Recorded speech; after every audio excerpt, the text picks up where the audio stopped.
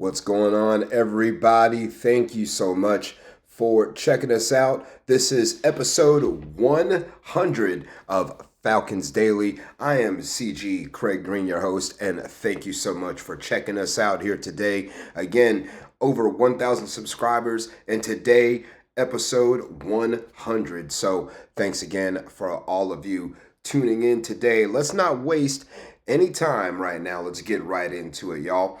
The 53-man roster was released on Tuesday at 4 o'clock. The Atlanta Falcons released their initial 53 men that will go into battle on Sunday, September 7th against those Tampa Bay Buccaneers, the defending NFC South champions.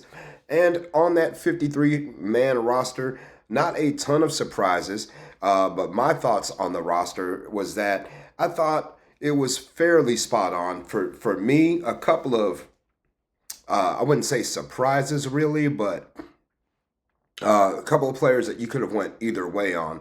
And if you remember, on Monday, I showed you guys my initial, my prediction for my 53-man roster. So we'll go to that here real quick just to show you what my prediction was on the 53 that I thought would have been announced. This was as of Monday. Again, you see I had 3 quarterbacks, 3 running backs. I had 8 offensive linemen, 6 wide receivers, 4 tight ends. I had 10 players on the edge and defensive line. Also 5 inside linebackers, 6 corners, 4 safeties, and 3 specialists. So you can see right there, that's who that was my, that's who I thought the Falcons would go to battle with here on week 1. But again, we'll show you that again real quick. So that was my 53-man roster prediction as of Monday at 9 o'clock that day. Here is what the Falcons' actual 53-man roster looks like in comparison. So as you can see, we were pretty close. We had a good amount of the players on there. I mean, when you look at it, of course, we kept 2 quarterbacks. We did keep 3 running backs, but we went with Nate Carter instead of Carlos Washington.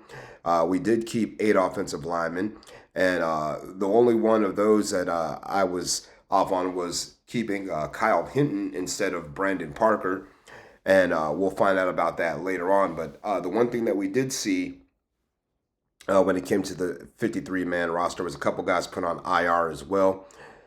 Looking at the wide receivers, we kept 7 wide receivers this time around. So 7 wide receivers for the Falcons. David Stills, the 5th, and also Casey Washington making the squad to go along with Jamal Agnew, Drake London, Darnell Mooney, Ray McLeod, and Kadero Hodge. We did keep 4 tight ends, but we kept the one of them I thought we would not keep, which was Tegan Kittoriano. He is left. He is on the roster in place of Joshua Simon. As you can see, we have 9 defensive line and edge players there.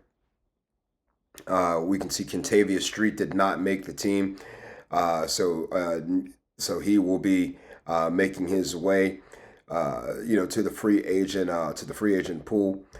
We did, looking at the 53-man roster for the Falcons, they did also decide to keep Laquel London. That's one name that's missing from that chart. Laquel London did make the team as well.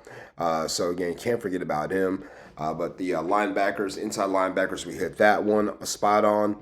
The corners, Mike Ford is going to hang around and be here in Atlanta. We're keeping 3 safeties and not 4.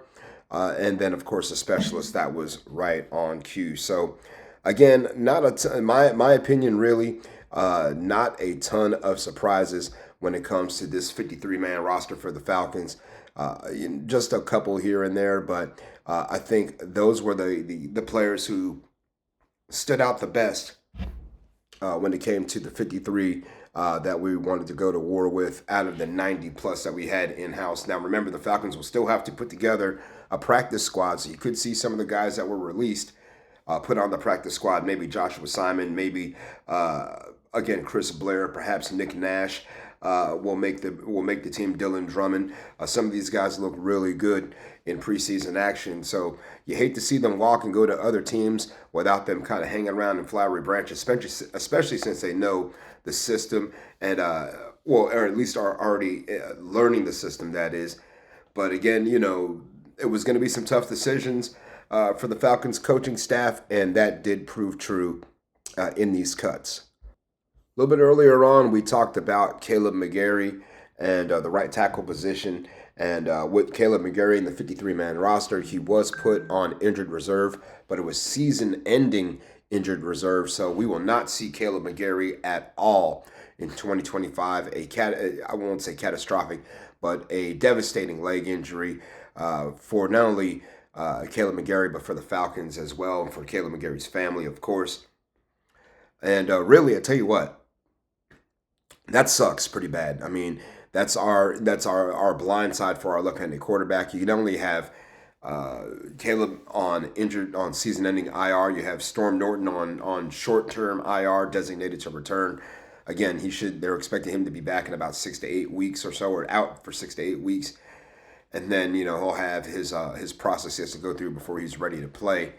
But again, the Falcons did make a trade to try to help out at that right tackle position. And we ended up bringing in a player from the Seattle Seahawks. His name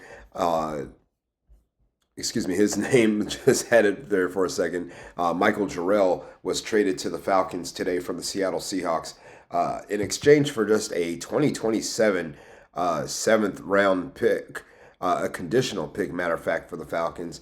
And that's reported by Tom Pelissero of NFL Network. But again, a pretty good deal for the Falcons. Again, Jarrell was just drafted in 2024 by the Seahawks, so they're getting a young player who is on a rookie contract and someone who's going to get a chance to compete for the starting right tackle position. He looked pretty good in the preseason. Pro Football Focus had him at around 64.8 in the preseason. Last season for the Seahawks, he took about 250 offensive snaps, most of them at right tackle.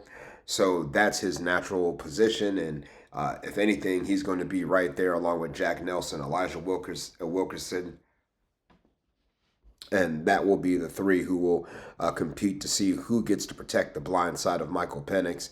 But yeah, could he be our new right tackle, at least in the interim? Sure, and hopefully Caleb can return back to full strength next season and be ready to go, because again, now we have a left-handed quarterback. Protecting that right side of the offensive line is uber important, and we definitely need the best man for the job out there to do that.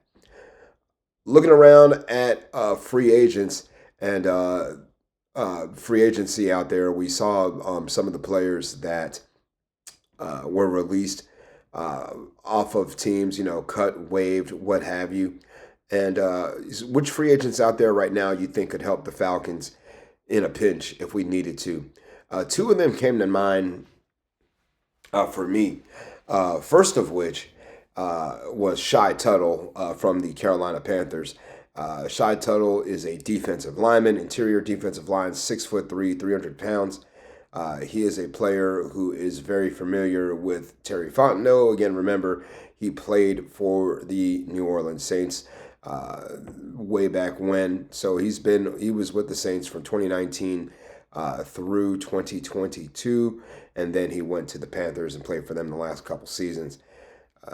He's not a sack artist, I'll tell you that right now. 4.5 sacks in his entire career, but he does get some QB hits. He does make some stops behind the line of scrimmage. He's a willing tackler, and he's been fairly consistent in terms of his health as well. In the last 4 seasons, he's appeared in at least 15 games each season. And again, it's a good sign or at least been available for more than 15 games. He was available for all 17 games in 2021, 22, and 23. And in 24, last season, he was available for 15 of the 17 games and did start 15 games for the Panthers last year. So first guy that I thought of was him. Second guy I thought of that's still out there right now, Isaiah Simmons. He just got released by excuse me, he was on the, I believe he was on the Green Bay Packers, and they let him walk. So Isaiah Simmons is available as well. Another guy who's not a big sack artist here in since 2020, he's got 8.5 sacks. His best season in terms of tackling was 2021 with the Cardinals. He had 105 tackles that year, and he's kind of declined ever since then. But again, a player who could fit into the 4-3 or the 3-4 or whatever Jeff Ulbrich wants to do. He's a multiple type of player. Again, 6'4", 238. He played safety in college.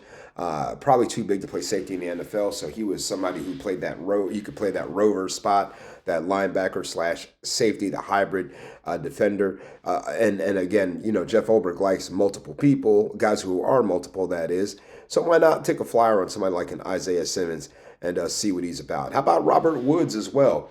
Robert Woods, the veteran wide receiver, just got cut by the Pittsburgh Steelers. My man was only on like a $2 million contract. I mean, I know we have some good veteran presence in the locker room now, a wide receiver, but again, you're always looking to improve the team and you're always looking to have competition at spots, even those spots that are kind of sewed up. I mean, ask Younghoe Koo about that. He had to beat out Lenny Krieg for his job, and he did just that. Lenny Krieg was shown his walking papers. Falcons family, thank you guys again. Thank y'all for 100 episodes. We have got here with the strength of your energy and your time and your passion for Falcons football. Let's talk about how I became a Falcons fan real quick, if y'all don't mind. I mean, way back when, in about 1991, 92, in that time, I ended up discovering Deion Sanders. Actually rediscovering Deion Sanders, that is. I knew who he was as a Yankees fan growing up in the Northeast. I remember seeing Deion play for the Yankees. It took me a second to put together the fact that this is the same Deion from Florida State and the same Deion that was now suiting up for the Falcons. I remember seeing him doing the high step down the sideline one week, scoring a touchdown. And then shortly after that, I saw him on the Hammer videos, and then they were doing Too Legit to Quit. And the Falcons looked so cool with the black uniforms, with the red trimmed in with the white trimmed in red letters, and the black helmet with the bird. And for me, it was definitely fashion at first, but then I just fell in love with the team and fell in love with Deion Sanders because he was just larger than life. But when he left to go to the 49ers after the 93 season, 89, 90, yes, 93. So after he left after that season, went to the 49ers, hurt my heart, to its core. But I've been a Falcon fan now, again, for pushing 30, 35, about 35 years. And it's something that that I hold near and dear to my heart. And that's why we're sitting here today on this particular show, because I have a passion for Falcons football, and I know you do too, and that's why we're sitting here together chopping it up. And 100 episodes, that really is not a testament of me or, even my folks at Fan Arch. It's a testament to you guys, because you guys have shown the interest in Falcons football, and you guys know how important it is for us as fans to have those feel-good moments, to see our team beat the Saints, beat the Bucks, beat Carolina, beat some of these heritage teams that get a whole lot more attention than we do. So again, your passion, your time, your energy is so much appreciated, and we would not be where we are today without all of you. So thank you all, and let's do another 100 episodes, shall we? We'll be back with episode 101 tomorrow.